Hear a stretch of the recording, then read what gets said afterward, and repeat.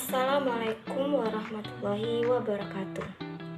Hai semuanya, perkenalkan saya Armika Nurhasanah dengan NPM 24530036 dari Fakultas Keguruan dan Ilmu Pendidikan dengan Prodi Pendidikan Bahasa dan Sastra Indonesia.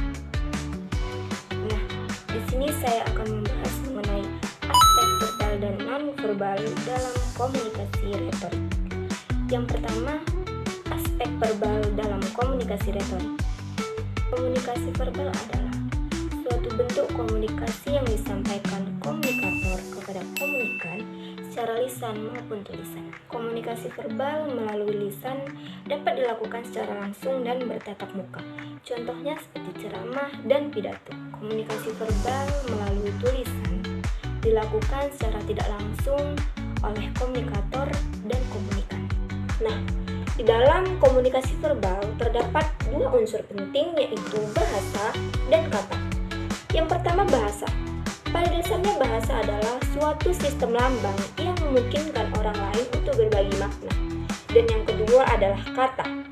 Kata adalah suatu lambang yang melambangkan atau mewakili suatu hal, bisa jadi orang, barang, keadaan, atau peristiwa.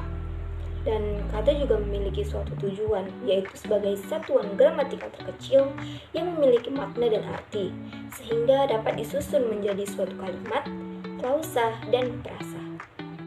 Nah, yang kedua ada aspek nonverbal dalam komunikasi retorik.